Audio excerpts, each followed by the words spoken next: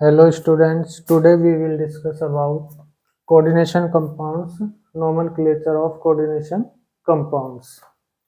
तो nomenclature से पहले हम लिगेंड्स पढ़ते हैं। इसमें किस लिगेंड का क्या नाम है। जो मेन है आपके फ्लोराइडो, क्लोराइडो, ब्रोमाइडो, आइडो। इसके बाद आपका हाइड्रोक्सो, NO2 आपका यदि ऐसे लिखा हुआ है तो इसको कहेंगे नाइट्राइटो N, और यदि ONO है लिखा हुआ तो इसको कहेंगे nitrito O। SO4 sulphato, CN cyano, NC isocyano, SCN thiocyanato, SO3 2 negative sulphato, CH3 CO negative acetato, COO negative oxalato. इसके बाद NO3 negative नाइट्रेटो, NH2 negative amido, NH2 इसके ऊपर नेगेटिव है 2 नेगेटिव तो उसको कहेंगे इमाइडो, और NH2 नेगेटिव है तो उसको कहेंगे amido. N3 negative नाइट्राइडो, N3 negative यदि इस तरह है तो अजाइडो। इसके अलावा मिथेक्सो, CH3O नेगेटिव है तो मिथोक्सो, सल्फर के ऊपर 2 नेगेटिव तो सल्फाइडो। NC है ये आइसोसाइनो, और CO3 2 नेगेटिव कार्बोनेटो। ये जो चार्ज हैं इसके कार्बोनेट के ऊपर 2 नेगेटिव है तो इसको क्या कहेंगे कार्बोनेटो। इसी तरह न्यूट्रल लिगेंड में जो मेन है आपके अमीन, H2O एक्वा, CO कार्बोनाइल, ये 3 इंपोर्टेंट हैं। इसके अलावा जैसे NH3 है न हटाकर P लगा दें तो PH3 इसको कहेंगे फॉस्फीन। P में यदि हम इसमें 3 हाइड्रोजन हटाकर 3 फिनाइल ग्रुप लगा दें तो इसको कहेंगे ट्राइफिनाइल फॉस्फीन। ये भी क्या है न्यूट्रल है। इसी तरह CO कार्बोनाइल, इसकी जगह N लिख दें NO नाइट्रोसाइल, CS क्या है थायो कार्बोनाइल। तो ये जो है ये मेन आपके एक आपका ये इथेन 1,2 डायमीन या ethylene diamine, CH3CN acetonitrile and CH3 2SO dimethyl sulphoxide. ये इतना इंपोर्टेंट नहीं है। मेन जो है आपके ये H2O, NH3CO, PH3 भी आ जाता है कई बार, ट्राइफिनाइल फोस्फीन, नाइट्रोसाइल, और इसमें ये CH3, ये EN इथाइलिन डाइअमीन, ये इंपोर्टेंट है। इसमें आपके फ्लोराइडो, क्लोराइडो, ब्रोमाइडो, आइडो, हेलोजेंस, सल्फेट, NO2 यदि है तो नाइट्राइटो N कहेंगे, और इस तरह लिखा हुआ है तो इसको नाइट्राइटो O कहेंगे। ठीक है, इस पर कितना चार्ज होता है -1 charge. Hydroxo OH negative, CN negative वो साइनो, और NC होगा तो आइसोसाइनो। इसी तरह ये भी इंपोर्टेंट है ऑक्जेलेटो। पॉजिटिव लिगेंड बहुत कम मिलेंगे आपको। एक तो ये NO होता है नाइट्रो सोनियम, आयरन का यदि कोई कॉम्प्लेक्स है तो उसमें NO कैसे आएगा 1 पॉजिटिव चार्ज होगा। NO आपका न्यूट्रल में भी मिलेगा आपको और पॉजिटिव में भी मिलेगा। NO यदि न्यूट्रल होता है तो उसको नाइट्रोसाइल कहेंगे, और पॉजिटिव होगा तो नाइट्रोसोनियम। आयरन के कॉम्प्लेक्स में इसको हम पॉजिटिव लेंगे 1 पॉजिटिव। NH2 NH3 को कहेंगे हाइड्रोजीनियम। तो ये लिगेंड का जब हमें पता होगा तभी हम क्या कर सकते हैं नोमेनक्लेचर कर सकते हैं कोऑर्डिनेशन कंपाउंड। अब आगे देखते हैं रूल क्या है कोऑर्डिनेशन कंपाउंड के नोमेनक्लेचर के।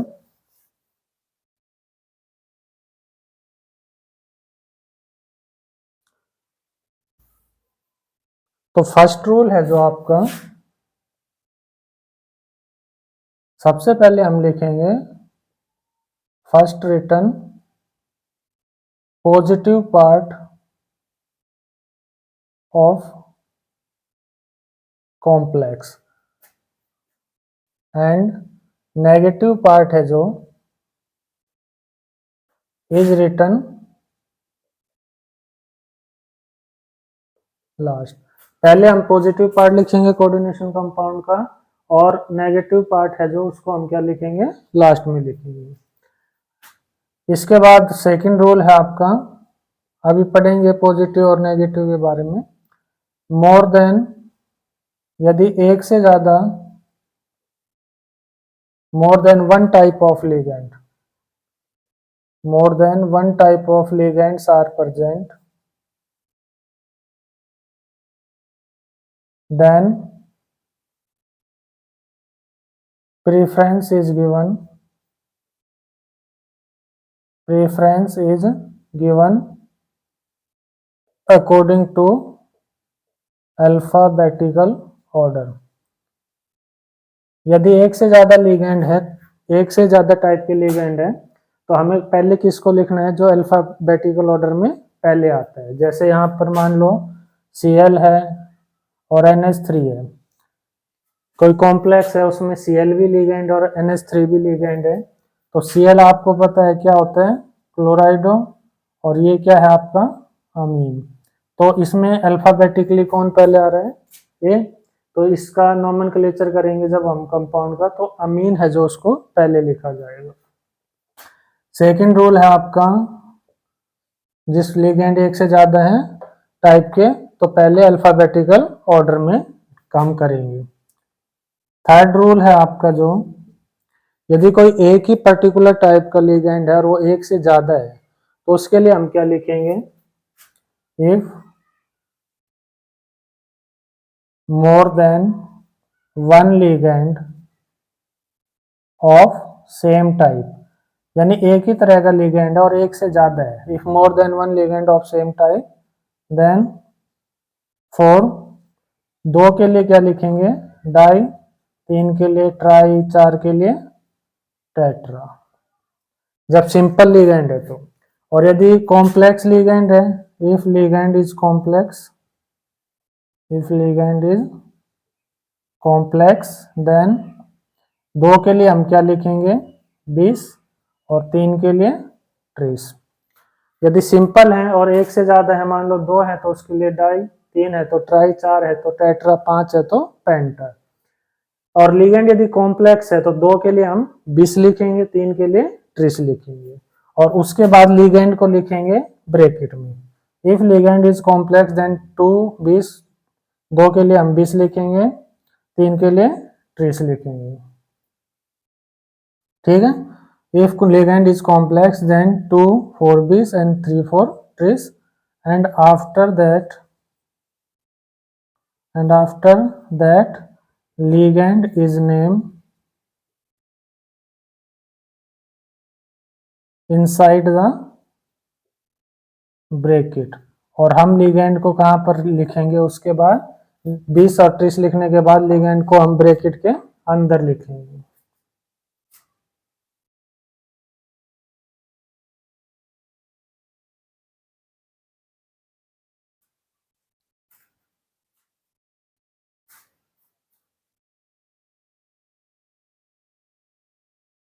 इसके बाद है रूल 4।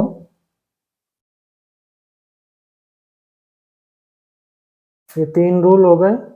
इसके बाद रूल 4 हम देखते हैं।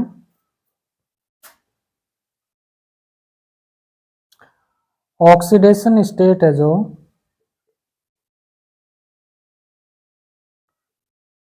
Oxidation state of metal ion, जो सेंट्रल मेटल एटम है उसकी ऑक्सीडेशन स्टेट को हम इज रिटन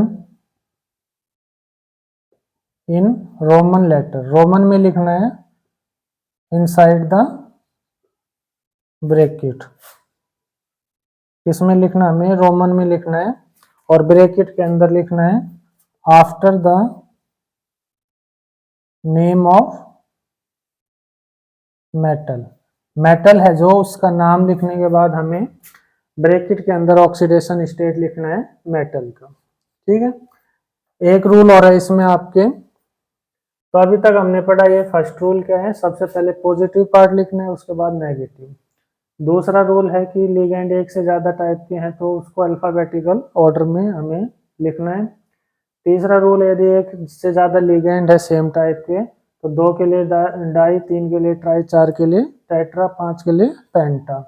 और यदि लिगेंड कॉम्प्लेक्स है तो दो के लिए 20, तीन के लिए 30, और उसके बाद हमें कोमा में हमें जो ब्रैकेट है उसके अंदर क्या लिखना है, लिगेंड का नाम लिखना है। रूल 4 कह रहा है कि ऑक्सीडेशन स्टेट है जो मेटल की उसको हमें रोमन लेटर में लिखना है, ब्रैकेट के अंदर लिखना है, और कब लिखना है, मेटल के नाम के बाद। अब फिफ्थ है आपका रूल। ये सारे रूल अब जब हम अप्लाई करेंगे तब अच्छी तरह समझ में आएंगे। रूल 5 है जो आपका, यदि complex, if complex is anionic, यदि कॉम्प्लेक्स अनायनिक है यानी कॉम्प्लेक्स के ऊपर नेगेटिव चार्ज है, then after the name of metal, metal के नाम के बाद after the name of metal ate is written. Metal है उसके नाम के बाद हमें क्या लगाना है, एटी। जैसे आयरन होगा तो उसके लिए हमें लिखेंगे फेरेट, कॉपर होगा तो उसके लिए क्यूपरेट, ठीक है। इस तरह से हम नाम लिखेंगे। निकल होगा तो उसके लिए क्या लिखेंगे, निकलेट। तो ये 5 रूल हैं आपके मेनली। तो इसमें हम अप्लाई कैसे करेंगे वो देखते हैं। अब देखिए जैसे एक ये है K4FeCN6, ये कोई कोऑर्डिनेशन कंपाउंड दिया हुआ है K4FeCN6। अब इसमें हमें पॉजिटिव पार्ट कौन सा है, नेगेटिव पार्ट कौन सा है, कितनी उसकी ऑक्सीडेशन स्टेट है, कोऑर्डिनेशन नंबर कितने हैं, वो सब इसमें देखेंगे। तो देखिए स्क्वायर ब्रैकेट है जो उससे पहले का यदि जो पार्ट लिखा होता है इसको हम क्या कहेंगे, काउंटराइन। अब काउंटराइन है जो वो इस स्क्वायर ब्रैकेट के इधर भी हो सकता है और इस साइड भी हो सकता है। तो यदि इस तरफ है तो ये कौन सा पार्ट होगा आपका, पॉजिटिव पार्ट। कौन सा पार्ट है, पॉजिटिव पार्ट। और स्क्वायर ब्रैकेट में अंदर है जो ये कौन सा पार्ट हो गया, अब नेगेटिव पार्ट।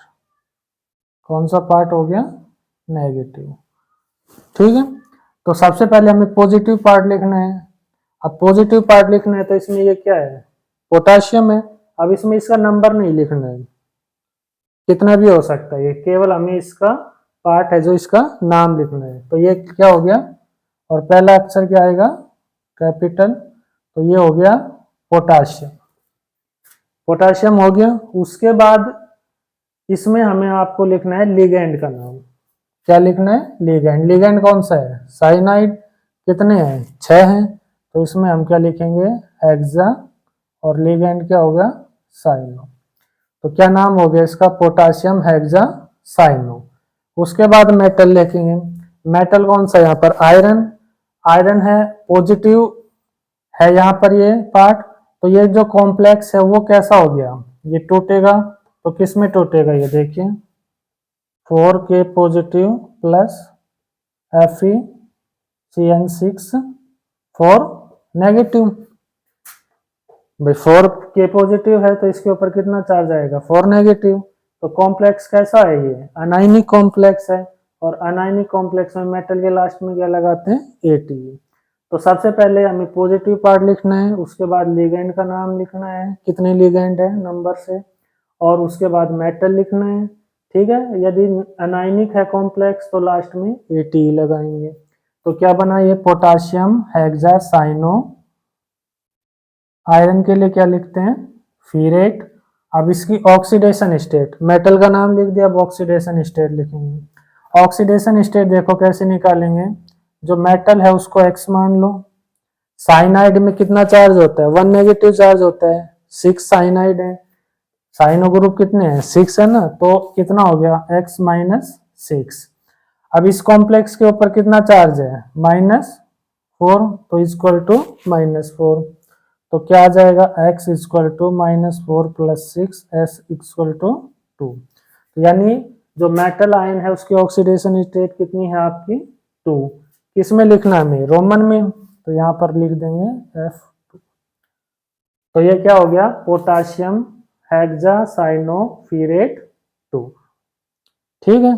तो सबसे पहले हमें देखना है कॉम्प्लेक्स है जो वो अनायनिक है या कैटायनिक है।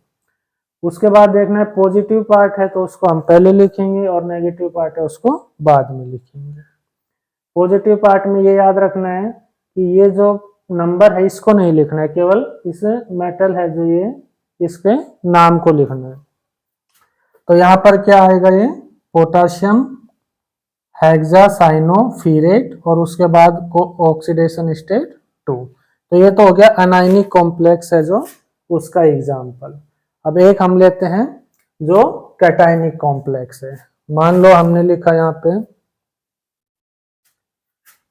यह है ना समझ में, K4FeCN6, पहले पॉजिटिव पार्ट पोटाशियम, फिर नंबर कितना है 6 है तो हेक्सा, लिगेंड क्या है साइनो, उसके बाद मेटल, अनायनिक कॉम्प्लेक्स है तो अनायनिक का मतलब इस कॉम्प्लेक्स के ऊपर नेगेटिव चार्ज है तो फिरेट और उसके बाद ऑक्सीडेशन स्टेट।